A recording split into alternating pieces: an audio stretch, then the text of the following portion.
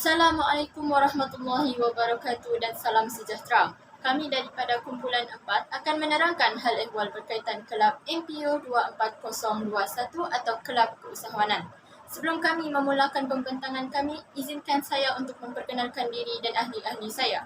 Saya, Syamimi binti Edmund, bersama Kiana Risa Selamat Sarau, Nur Fatihah binti Osman dan Nelvi Merlis Martin. Tanpa membuang masa, saya akan meneruskan pembentangan ini dengan menerangkan konsep keusahawanan. Konsep keusahawanan adalah proses menggabungkan sumber keusahawanan seperti tanah, bahan mentah, pembekal, sumber manusia, modal, teknologi dan maklumat oleh usahawan untuk menghasilkan barang atau perkhidmatan bagi memenuhi keperluan dan kehendak manusia.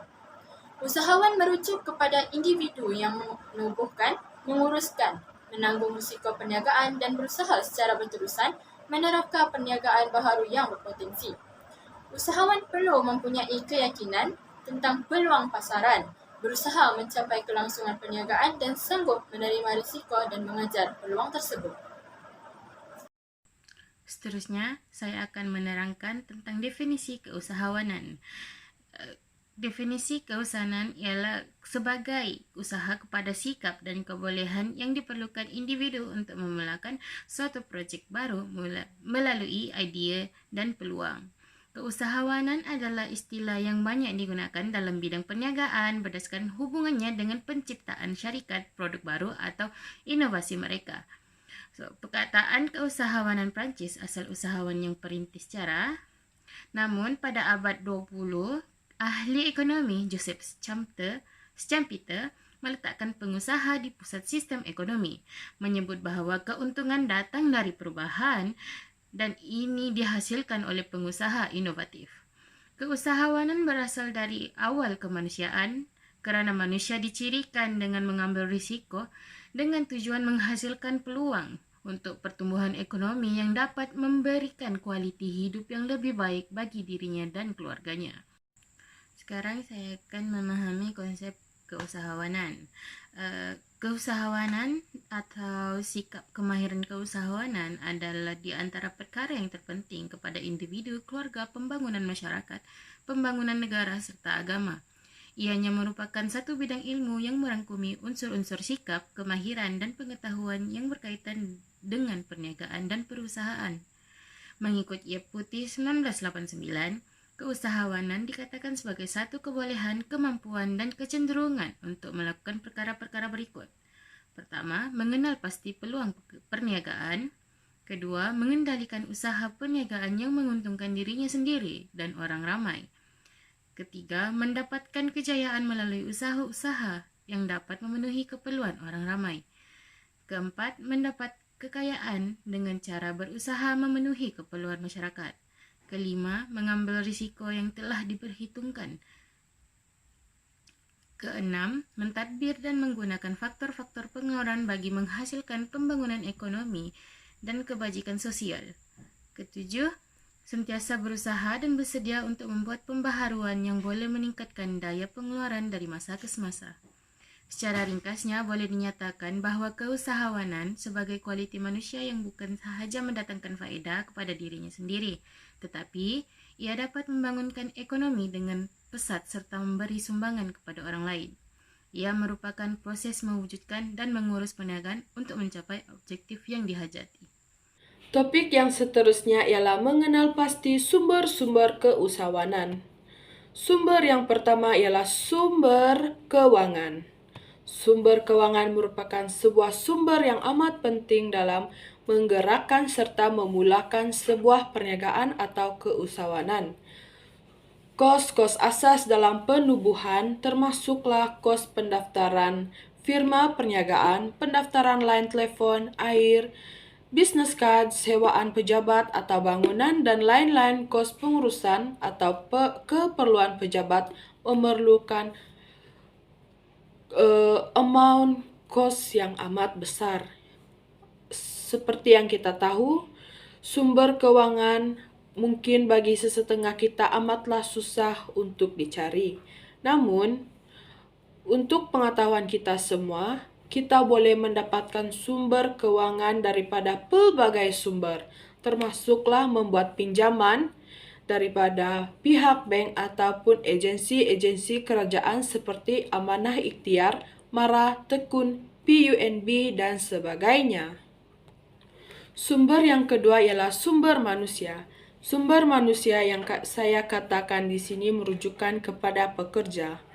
Pekerja yang berkualiti dinilai daripada bakat dan kekuatannya. Malah seorang pekerja yang berkualiti merupakan seorang pekerja yang jujur, amanah, dan bertanggung jawab serta mampu menerima teguran kritikan daripada orang lain. Pengambilan tenaga profesional berpengalaman dalam rekod kecemerlangan dalam bidang kepakaran mereka dapat memastikan misi dan matlamat syarikat dicapai dengan jayanya, malah dijalankan dengan cekap dan kompeten. Sumber manusia dapat dipecahkan kepada 5 bahagian. Yang pertama ialah kemahiran teknikal. Yang kedua ialah kemahiran kemanusiaan. Yang ketiga ialah kemahiran pengurusan massa. Yang keempat ialah kemahiran konsep. Dan yang terakhir ialah kemahiran membuat keputusan. Topik yang seterusnya ialah tentang perbezaan antara penyaga dan usahawan. Penyaga atau dalam erti kata lain mereka juga dikenali sebagai seller, agent, dropship, dan pemain pasaran. Penyaga merupakan seseorang yang terlibat dalam menjalankan apa-apa aktiviti yang berkaitan dengan tujuan komersial dan perindustrian. Kebanyakan penyaga akan menjalankan perniagaan yang mempunyai permintaan tinggi atau yang boleh membuat keuntungan besar tanpa perlu mengambil kira keunikan tersebut. Dalam erti kata lain, apabila sebuah produk tersebut menjadi hangat di pasaran, akan terdapat banyak penyaga yang akan menyaga produk tersebut. Walaupun faktor risiko dan peluang untuk gagal rendah, seorang penyaga akan menghadapi persaingan yang amat kuat dalam dunia penyagaan kerana terdapat ratusan lain penyaga yang sudah ada di pasaran sejak dulu lagi dan lebih berpengalaman daripada mereka yang sedang menjalankan perniagaan yang sama. Objektif utama penyaga menyertai aktiviti ekonomi adalah untuk menjana pendapatan dengan menggunakan sumber manusia, kewangan, dan intelektual. Oleh itu, pelanggan akan dianggap seperti raja dalam perniagaan oleh penyaga. Dalam erti kata lain, customer always right. Seterusnya ialah usahawan. Usahawan atau lebih dikenali sebagai market leader atau founder. Usahawan merupakan orang yang menampilkan idea atau konsep yang unik untuk memulakan sebuah perniagaan dan menjadikannya realiti. Dalam arti kata lain, usahawan merupakan seseorang yang mencipta sebuah produk yang dapat kita lihat ini mungkin amat hangat di pasaran atau jarang dikenali oleh pelanggan. Usahawan juga seseorang yang sanggup menanggung risiko dan ketidakpastian dalam perniagaan.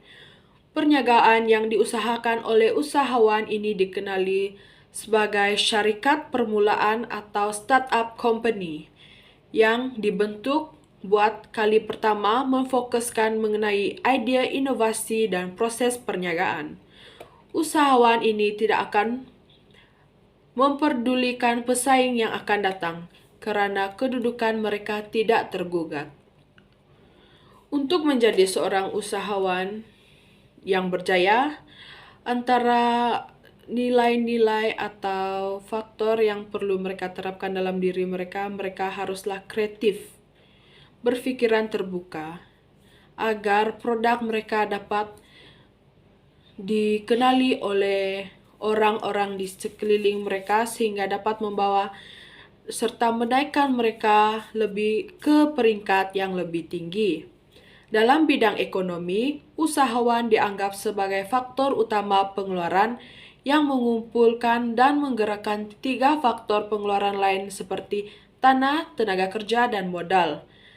Dalam jangka masa panjang, usahawan ini juga mampu menjadi seorang penyaga. Seterusnya, memahami peranan usahawan. Beberapa peranan usahawan yang boleh kita ringkaskan. Di sini saya senaraikan 5 peranan usahawan. Yang pertama, menyumbangkan idea dan pembaharuan. Dalam konteks ini, usahawan harus berfikiran terbuka untuk menyumbangkan idea dan pembaharuan. Namun, idea dan pembaharuan itu tidak semestinya terlalu unik. Cukup merupakan sesuatu idea yang bernas. Yang kedua, menyediakan peluang pekerjaan. Usahawan yang membuka perusahaan secara tidak langsung membuka peluang kepada masyarakat untuk mendapatkan pekerjaan. Ketiga, menyediakan pilihan dan penawaran serta memenuhi kehendak pengguna. Dengan penggunaan tenaga kerja yang berkemahiran dari semasa ke semasa dapat meningkatkan produktiviti. Justru usahawan dapat menawarkan dan menyediakan lebih banyak pilihan kepada pengguna lebih-lebih lagi sekiranya pengguna tersebut mempunyai cita rasa yang pelbagai. Keempat, usahawan merebut peluang untuk mencapai potensi yang sebenar. Demi mencapai kejayaan dalam sesuatu perniagaan, usahawan perlu menggunakan semua potensi, kemahiran dan keterampilan yang dimiliki untuk menghadapi sebarang halangan untuk mencapai matlamatnya. Akhir sekali, peluang untuk menyumbang kepada masyarakat dan negara. Peranan usahawan pada masyarakat dan negara amatlah besar, malah menjadi contoh kepada masyarakat. Selain itu, ia juga dapat mengharumkan nama negara kerana usaha-usaha murni yang telah ditunjukkan. Memilih keusahawanan sebagai kerjaya. Setiap orang mempunyai pandangan tersendiri dalam memilih kerja. Faktor-faktor penting seperti gaji, tempat tinggal, kemudahan yang disediakan dan sebagainya menjadi titik tolak penerimaan seseorang dalam sesuatu pekerjaan. Begitu juga dalam konteks ini. Terdapat pelbagai sebab yang mendorong masyarakat memilih menjadi usahawan.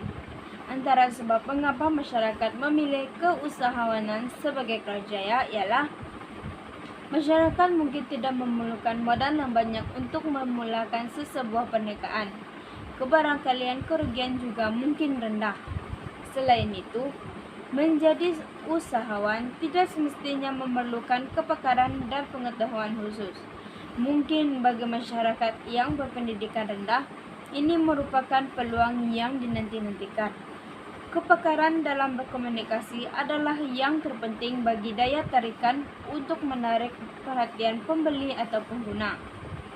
Seterusnya, penerapan ilmu dan budaya keusahawanan juga penting agar dapat berdaya saing dari segi pemikiran dan tingkah laku.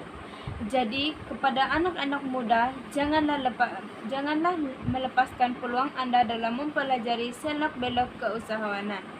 Maka dengan ini, usahlah sudah pembentangan dari kumpulan kami. Sekian, terima kasih.